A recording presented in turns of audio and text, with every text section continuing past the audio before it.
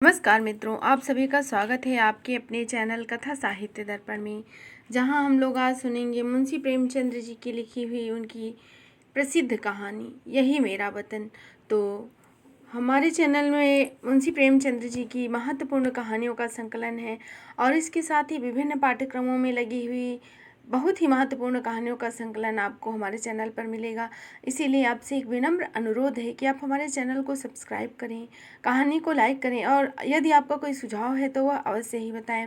और मुंशी प्रेमचंद्र जी जो स्वयं एक युग पुरोधा हैं और हिंदी में उपन्यास सम्राट, कहानी सम्राट के नाम से जाने जाते हैं।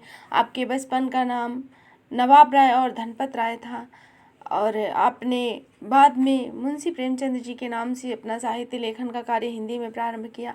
आपका जन्म वाराणसी के पास लमही नामक गांव में 1880 ईस्वी में हुआ था। आपका बचपन बहुत गरीबी और अभाव में बीता। कम समय में ही आपकी माता का निधन हो गया था और आपकी शादी बचपन में ही कम उम्र में हो गई थी, जिसमें आपकी पत्नी बहुत ही कुरूप तथा उम्र में आपसे काफ़ी बड़ी थी, जो आपकी शादी निभी नहीं। तो फिर आपने बाद में एक बाल विधवा शिवरानी देवी से दूसरी शादी की और आपने साहित्य के लेखन में अपना योगदान दिया, जो कि हिंदी साहित्य सदैव आपका ऋणी रहेगा। तो ऐसी ही महान विभूति की एक प्रसिद्ध रचना है यही मेरा वतन, जो कि उनके कहानी संग्रह सोजे वतन की संग्रहित एक कहानी है। तो आइए चलते हैं अधिक बातें न करते हुए कहानी पर। और आपको बता दें कि इनका सोजे वतन नामक जो कहानी संग्रह है वह अंग्रेज़ों के द्वारा जब्त कर लिया गया था, सिटीजन का आरोप लगाकर। उसमें उनको देशद्रोह की भावना की झलक मिल रही थी, जिस कारण बाद में उनको साहित्य लेखन से भी मना कर दिया गया। तो उन्होंने अपना नाम नवाब राय से बदलकर मुंशी प्रेमचंद कर लिया और यह नाम उनको उनके मित्र जमाना प्रेस के संस्थापक दया नारायण निगम जी के द्वारा दिया गया। तो यही नाम आपकी पहचान और साहित्य में आपको अमर करने वाला हुआ। तो आइए चलते हैं आपकी कहानी देख पर, यही मेरा वतन नामक कहानी। आज पूरे 60 वर्ष के बाद मुझे अपने वतन लौटने का मौका मिला। वतन, प्यारे वतन का दर्शन फिर नसीब हुआ। जिस वक्त मैं अपने प्यारे देश से विदा हुआ था और किस्मत मुझे पश्चिम की तरफ ले गई। मेरी उठती जवानी थी, मेरी रगों में ताज़ा खून दौड़ता था और सीना उमंगों और बड़े बड़े इरादों से भरा हुआ था। मुझे प्यारे हिंदुस्तान से किसी जालिम की सख्ती और इंसाफ के ज़बरदस्त हाथों ने अलग नहीं किया। नहीं, जालिम का जुल्म और कानून की सख्तियाँ मुझे चाहे जो कराएं, मगर मेरा वतन मुझसे नहीं छुड़ा सकती। मेरे बुलंद इरादे और मेरी सोच किसी भी जालिम को झुका सकती हैं। मेरे बुलंद इरादे, बड़े बड़े मंसूबे जिन्होंने मुझे देश से निकाल दिया। मैंने अमेरिका में खूब व्यापार किया, खूब दौलत कमाई और खूब ऐश किए। भाग्य से बीवी भी ऐसी पाई जो अपने रूप में बेजोड़ थी, जिसकी खूबसूरती की चर्चा सारे अमेरिका में फैली हुई थी और जिसके दिल में किसी ऐसे ख्याल की गुंजाइश भी ना थी जिसका मुझे संबंध ना हो। मैं उस पर दिलो जान से निछावर था। वह मेरे लिए सब कुछ थी। मेरे 5 बेटे हुए, सुंदर, हष्ट पुष्ट और नेक, जिन्होंने व्यापार को और भी चमकाया और जिनके भोले नन्हे बच्चे उस वक्त मेरी गोद में बैठे हुए थे जब मैं प्यारी मातृभूमि का अंतिम दर्शन करने के लिए कदम उठा रहा था। मैंने बेशुमार दौलत, वफादार बीवी, सपूत बेटे और प्यारे प्यारे जिगर के टुकड़े, ऐसी अनमोल नेमतें छोड़ दी, इसीलिए कि प्यारी भारत माता का अंतिम दर्शन कर लूं। मैं बहुत बुढ़ा हो गया था और 10 और हो तो पूरे 100 बरस का हो जाऊं। और अब अगर मेरे दिल में कोई आरजू बाकी है तो वो यही कि अपने देश की खाक में मिल जाऊं। ये आरजू आज ही मेरे मन में पैदा नहीं हुई, उस वक्त भी थी जब मेरी बीबी अपनी मीठी बातों और नाजुक अदाओं से मेरा मन बहलाया करती थी। मेरे नौजवान बेटे मेरे सामने आकर बूढ़े बाप को अदब से सलाम करते थे। उस वक्त भी मेरे जिगर में एक कांटा सा खटकता था और वह यह था कि मैं यहाँ अपने देश से निर्वासित हूँ। यह मेरा देश नहीं, मैं इस देश का नहीं हूँ। धन मेरा था, बीवी मेरी, बच्चे मेरे और जायदाद मेरी, मगर जाने क्यों मुझे रह रहकर अपनी मातृभूमि के फूटे झोपड़े, 4-6 बीघा ज़मीन, मौरूसी ज़मीन और बचपन के लंगोटिया यारों की याद सताया करती थी। और अक्सर खुशियों की धूमधाम में यह ख्याल चुटकी लिया करता कि काश मैं अपने देश में होता। मगर जिस वक्त बम्बई में जहाज से उतरा और काले कोट पतलून पहने टूटी फूटी अंग्रेजी बोलते मल्लाह देखे, फिर रबड़ वाले पहियों और मुंह में चुरुट दाबे आदमियों की मुठभेड़ हुई, फिर रेलवे स्टेशन और रेल पर सवार होकर अपने गांव को चला, प्यारे गांव को जो हरी हरी पहाड़ियों के बीच में आबाद था, तो मेरी आंखों से आंसू आ गए। मैं खूब रोया, क्योंकि यह मेरा प्यारा देश न था। यह वह देश न था जिसके दर्शन की लालसा हमेशा मेरे दिल में लहरें लिया करती थी। यह कोई और देश था, अमेरिका का इंग्लिस्तान था, मगर प्यारा भारत नहीं। रेलगाड़ी जंगलों, पहाड़ों, नदियों और मैदानों को पार करके मैं मेरे प्यारे गांव जा पहुंचा, जो किसी जमाने में फूलों फलों की बहुतायत और नदी नालों की प्रचुरता में स्वर्ग से होड़ करता था। मैं गाड़ी से उतरा तो मेरा दिल बांसों उछल रहा था। अपना प्यारा घर देखूंगा, अपने बचपन के प्यारे साथियों से मिलूंगा। उस वक्त यह नहीं याद रहा कि 90 बरस का मैं बूढ़ा आदमी हूँ। जो गांव के पास पहुंचता मेरे कदम जल्दी जल्दी उठते थे और दिल में ऐसी खुशी लहरें मार रही थी जैसे बरसों बाद मैं कहीं आया हूँ। और यह सही भी था और इसका बयान भी नहीं किया जा सकता था। हर चीज़ आंख फाड़ फाड़ कर निगाह डालता। आहा, यह वो नाला है जिसमें हम रोज़ घोड़े नहलाते और खुद गोते लगाते थे, मगर अब इसके दोनों तरफ कांटेदार तारों की चार दीवारें खिंची हुई, और सामने एक बंगला था जिसमें 2-3 अंग्रेज बंदूक लिए इधर उधर ताक रहे थे। नाले में नहाने या नहलाने की सख्त मनाही थी। गांव में गया और आंखें बचपन के साथियों को ढूंढने लगी, मगर अफसोस वह सब के सब मौत का निवाला बन चुके थे। और मेरा टूटा फूटा झोपड़ा, जिसकी गोद में मैं बरसों खेला, जहाँ बचपन की बेफिक्रियों के मजे लूटे, जिसका नक्शा अभी तक आंखों में फिर रहा था, अब वह मिट्टी का ढेर बन गया था। जगह गैर आबाद न थी। सैकड़ों आदमी चलते फिरते नजर आए, जो अदालत और कलेक्ट्री और थाने पुलिस की बातें कर रहे थे। उनके चेहरे बेजान और फिक्र में डूबे हुए थे, और वह सब दुनिया की परेशानियों से टूटे हुए मालूम होते थे। मेरे साथियों के से हष्ट पुष्ट सुंदर गोरे चिट्टे नौजवान कहीं नहीं दिखाई दिए। वह अखाड़ा जिसकी मेरे हाथों ने बुनियाद डाली थी, वहाँ अब टूटा फूटा स्कूल था, और उसमें गिनती के बीमार शक्ल सूरत के बच्चे, जिनके चेहरे पर भूख लिखी थी, चिथड़े लगाए बैठे ऊँघ रहे थे। नहीं, यह मेरा देश नहीं है। यह देश देखने के लिए मैं इतनी दूर से नहीं आया। यह कोई और देश है, मेरा प्यारा देश नहीं है। उस बरगद के पेड़ की तरफ दौड़ा जिसकी सुहानी छाया में हमने बचपन के मजे लूटे, जो हमारे बचपन का हिंडोला और जवानी का आराम गाह था। इस प्यारे बरगद को देखते ही रोना सहारने लगा, और ऐसी हसरत बड़ी तड़पने वाली दर्दनाक यादें ताज़ा हो गईं कि घंटों ज़मीन पर बैठकर रोता रहा। यही प्यारा बरगद है जिसकी फुनगियों पर चढ़कर हम जाते थे, जिसकी जटाएं हमारा झूला थी, और जिसके फल हमारे सारी दुनिया की मिठाइयों से ज़्यादा मज़ेदार मीठे मालूम होते थे। वह मेरे गलों में बाहें डालकर खेलने वाले हमजोली, जो कभी रूठते थे कभी मनाते थे, वे सब कहाँ गए? आह, मैं बेघर बार मुसाफिर क्या अकेला हूँ? क्या मेरा कोई साथी नहीं? इस बरगद के पास अब थाना, और पेड़ के नीचे कुर्सी पर कोई लाल पगड़ी बांधे बैठा हुआ था। उसके आसपास 10-20 और लाल पगड़ी वाले हाथ बांधे खड़े थे।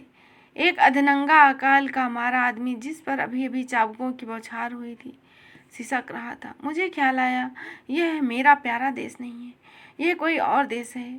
यह यूरोप है, अमेरिका है, मगर मेरा प्यारा देश नहीं है, हरगिज़ नहीं। इधर से निराश होकर मैं उस चौपाल की ओर चला जहाँ शाम को पिताजी गांव के बड़े बूढ़ों के साथ हुक्का पीते थे और हंसी दिल लगी करते थे। हम भी उस टाट पर कलाबाजियाँ खाते थे। कभी कभी वहाँ पंचायत भी बैठती, जिसके सरपंच हमेशा पिताजी होते थे। इसी चौपाल से लगी हुई गौशाला थी, जहाँ गांव भर की गायें रखी जाती थी, और हम यहीं बछड़ों के साथ कुलेलें किया करते थे। अफसोस, अब इस चौपाल का पता न था। वहाँ अब गांव के टीका लगाने का स्टेशन और एक डाक खाना था। उन दिनों इस चौपाल से लगा हुआ एक कुल्हाड़ था, जहाँ जाड़े के दिनों में ऊख पेरी जाती थी और गुड़ की महक से दिमाग तर हो जाता था। हम और हमारे हमजोली घंटों गडेरियों के इंतजार में बैठे रहते। गडेरिया काटने वाले मजदूरों के हाथ तेजी से अचरज काम काम करते, जहाँ सैकड़ों बार मैंने कच्चा रस और पक्का दूध मिलाकर पिया। यहाँ आसपास के घरों की औरतें और बच्चे अपने अपने घड़े लेकर आते, उन्हें रस से भरवा कर ले जाते। अफसोस, वह कोल्हू अभी ज्यों का त्यों गड़ा है, मगर देखो कुल्हाड़े की जगह अब एक सन लपेटने वाली मशीन है और उसके सामने एक तंबोली और सिगरेट की दुकान है। इन दिल छलनी करने वाले दृश्यों से दुखी होकर मैंने एक बार आदमी से, जो सूरत से शरीफ नजर आ रहा था, कहा, बाबा मैं परदेसी मुसाफिर हूँ, रात भर पड़े रहने के लिए मुझे जगह दे दो। इस आदमी ने मुझे सर से पैर तक देखा और बोला, आगे जाओ, यहाँ जगह नहीं है। मैं आगे गया और यहाँ से फिर हुक्म मिला, आगे जाओ। 5वीं बार सवाल करने पर एक साहब ने मुट्ठी भर चने मेरे हाथ में रख दिए। चने मेरे हाथ से छूटकर गिर पड़े और आंखों से आंसू बहने लगे। हाय, यह मेरा देश नहीं, यह कोई और है। यहाँ हमारा मेहमान और मुसाफिर की आवभगत करने वाला प्यारा देश नहीं, हरगिज नहीं। मैंने एक सिगरेट की डिबिया ली और एक सुनसान जगह पर बैठकर बीते दिनों को याद करने लगा। एकाएक मुझे उस धर्मशाला का ख्याल आया जो मेरे परदेश जाते वक्त बन रही थी। मैं उधर की तरफ लपका कि रात किसी तरह वहीं काटी जाए।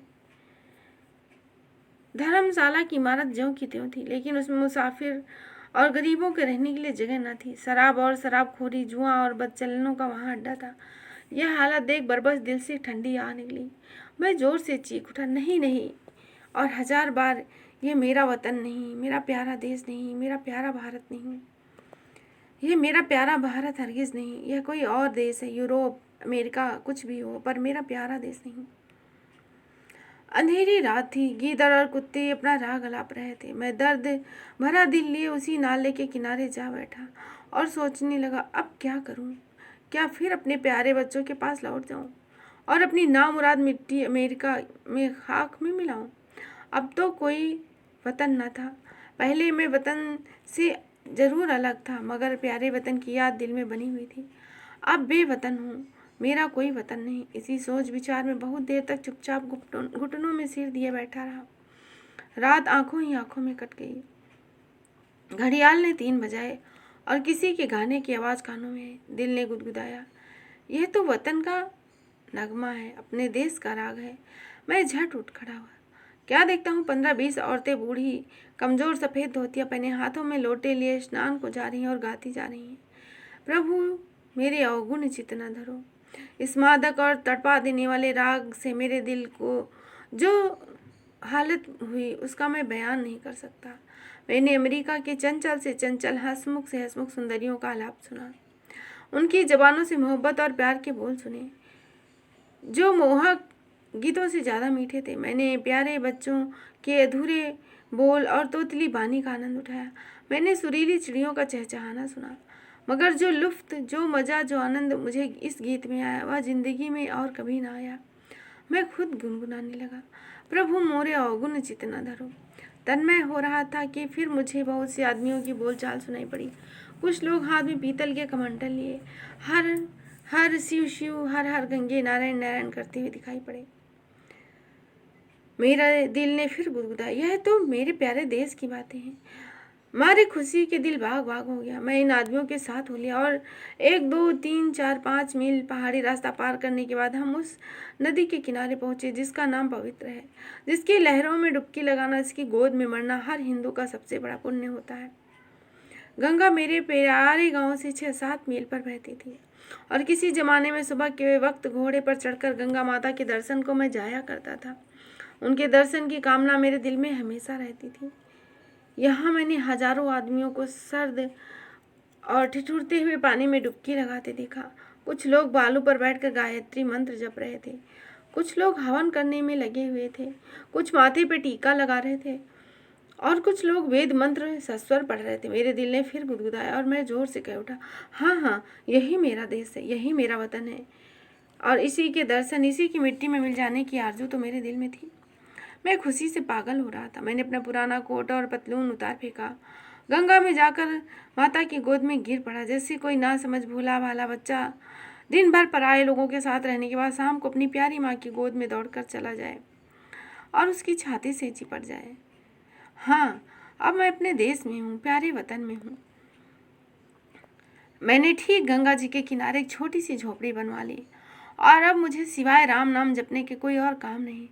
मैं रोज़ सवेरे गंगा स्नान करता हूँ और यही मेरी लालसा है कि इसी जगह मेरा दम निकले और मेरी हड्डियाँ गंगा माता की लहरों की भेंट चढ़े।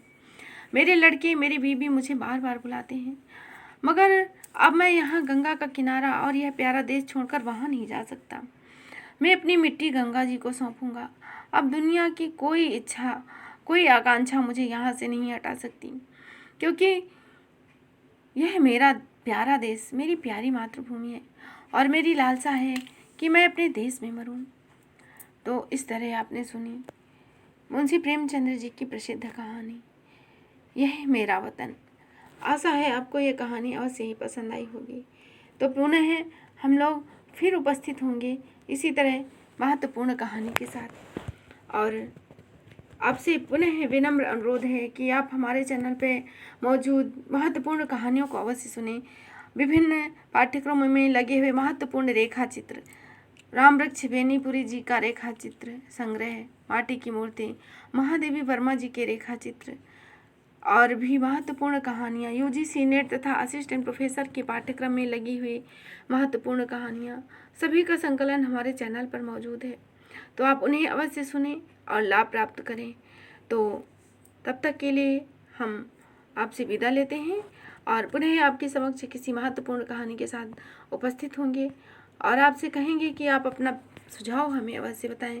प्यारा सा कमेंट आपका हमें ऊर्जा प्रदान करता है। तो आप कमेंट करिए, कहानी को लाइक करिए, मित्रों में शेयर करिए, चैनल को सब्सक्राइब करिए। पुनः हम आपके समक्ष उपस्थित होंगे। तब तक के लिए धन्यवाद। जय हिंद, जय हिंदी।